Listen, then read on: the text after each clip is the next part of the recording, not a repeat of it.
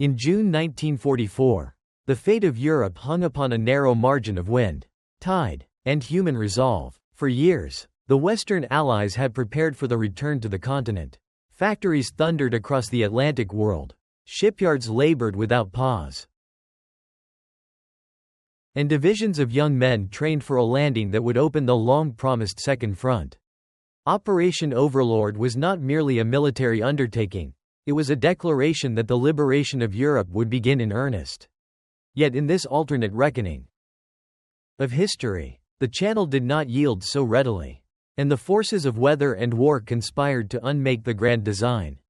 The invasion fleet that gathered along the southern coast of England was the largest armada ever assembled. Thousands of vessels, transports, destroyers, landing craft, waited for a break in the storms that lashed the Channel in early June.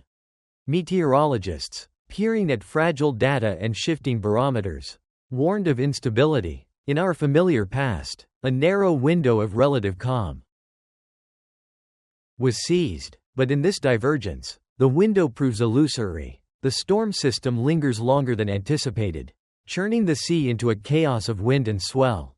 Commanders, under immense political and strategic pressure, choose to proceed, trusting in forecasts that promise improvement by dawn. As the convoys move toward the Norman coast, the weather deteriorates instead of relenting. Landing craft pitch violently in the heavy surf. Seasickness spreads among troops already burdened by fear and anticipation. Equipment lashed to decks breaks loose. Carefully timed bombardments fall short or wide as ships struggle to hold position. Air support, grounded in England by crosswinds and low cloud cover, fails to arrive in sufficient strength. The meticulous choreography of naval gunfire, airborne drops, and amphibious landings begins to unravel. The airborne divisions, intended to secure bridges and disrupt German reinforcements, suffer grievously from the gale. Transport aircraft scatter across the night sky, buffeted off course. Paratroopers descend not upon designated drop zones but into flooded fields, tangled hedgerows, and, in some cases, directly into the proximity of alerted German units. Units that were meant to operate in cohesive formations find themselves fragmented into isolated clusters, struggling to assemble amidst confusion. Vital road junctions remain in German hands. Artillery batteries, intended to be neutralized before dawn, continue to command the approaches to the beaches.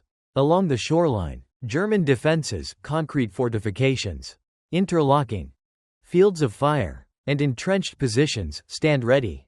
In this altered timeline, the Atlantic Wall, often criticized as porous and incomplete, benefits from circumstance and preparation. Field Marshal Erwin Rommel, convinced that the decisive blow would fall in Normandy, has concentrated reserves closer to the coast than many in the German High Command advised. Armored divisions, held back in our history by hesitation and command disputes, receive earlier authorization to move. The worsening weather persuades German commanders that a landing under such conditions must be genuine rather than a feint. At dawn, the first waves approach beaches that have become killing grounds not through spectacle, but through relentless mechanical efficiency. Amphibious tanks, designed to swim ashore and provide immediate fire support, founder in the heavy seas.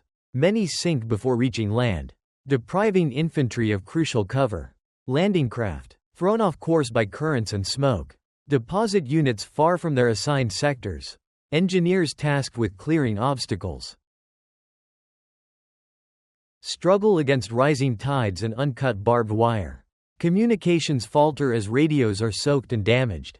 The German response is swift and coordinated. Artillery, spared the full effect of preparatory bombardment, finds its targets among the crowded approaches. Machine gun nests, sited along likely exits from the beaches, remain largely intact. Counterattacks begin not hours but minutes after the landings commence. Panzer units, released from reserve with uncharacteristic speed, advance toward the coast while the Allies are still fighting to secure a foothold.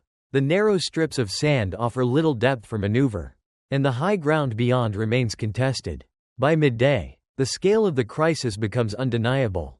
Casualties mount at a rate that shocks even hardened planners.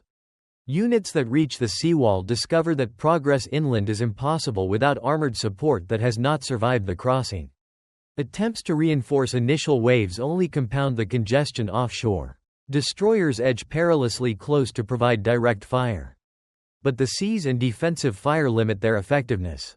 Air cover, when it arrives in scattered sorties, is insufficient to suppress the growing German concentration. In London and Washington, reports arrive fragmented and contradictory. Supreme Commander Dwight D.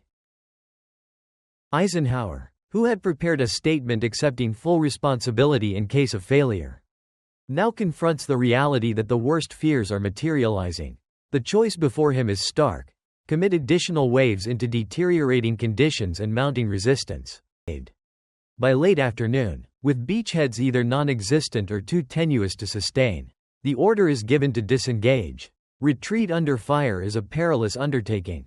Landing craft that had managed to unload now struggled to embark survivors. Many wounded cannot be evacuated in time. Equipment is abandoned to the surf. Naval vessels, already damaged, form a defensive screen as best they can while pulling back across the channel. The evacuation, though conducted with determination, cannot disguise the scale of the setback.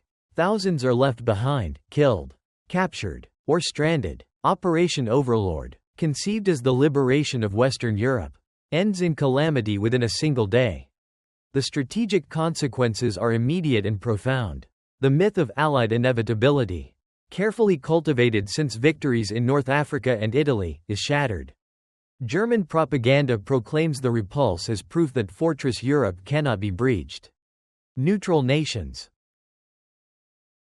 reconsider their calculations. Within occupied territories, resistance movements that had prepared to rise in coordination with the landings are forced back into the shadows. Their networks exposed to intensified repression. For the Allies, the material loss is staggering. Ships must be repaired or replaced. Landing craft rebuilt. Divisions reconstituted. The logistical effort required to mount another cross-channel invasion cannot be conjured overnight. Months, perhaps a year, would be needed to assemble the necessary strength again. In the meantime, the Western Front remains sealed. The Soviet Union, advancing relentlessly from the east, now bears an even greater share of the struggle against Nazi Germany. Joseph Stalin, who had long pressed for a second front, views the failure with suspicion and anger. Trust between the Allied powers, already strained, erodes further. The Red Army pushes deeper into Eastern Europe with diminished expectation of a rapid Western convergence. As Soviet forces move toward the heart of Germany, the political map of post-war Europe begins to tilt decisively eastward. Within Germany, the failed invasion strengthens hardline elements in the regime. Officers who had contemplated resistance or negotiation find their arguments weakened. The July plot against Hitler, in this timeline, loses momentum as the sense of impending defeat recedes. The regime tightens its grip, mobilizing additional resources and manpower for the protracted defense of the Reich. Weapons programs, including advanced jet aircraft and long-range rockets, receive renewed emphasis as symbols of technological resilience. Yet the failure at Normandy does not end the war in the West, it transforms its character. The Allies intensify the strategic bombing campaign, seeking to erode German industry and morale from the air. Mediterranean operations expand, with renewed focus on Italy and the Balkans as alternative avenues into Central Europe. But none offer the direct route that Normandy promised.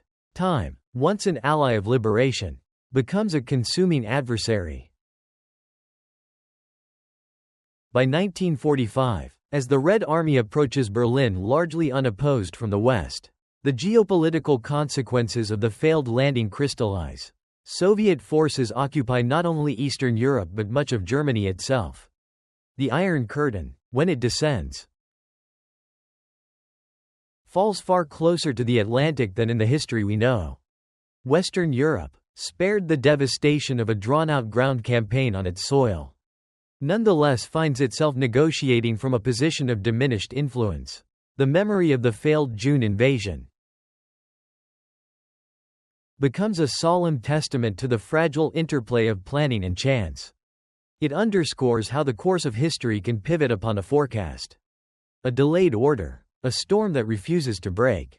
In this alternate chronicle, the beaches of Normandy do not become the gateway to liberation, but the site of a costly lesson in the limits of power against nature and determined defense. The war continues, but its end is shaped by different hands, and the world that emerges from the ruins bears the unmistakable imprint of a single day when the sea would not cooperate. And the gamble of liberation was lost.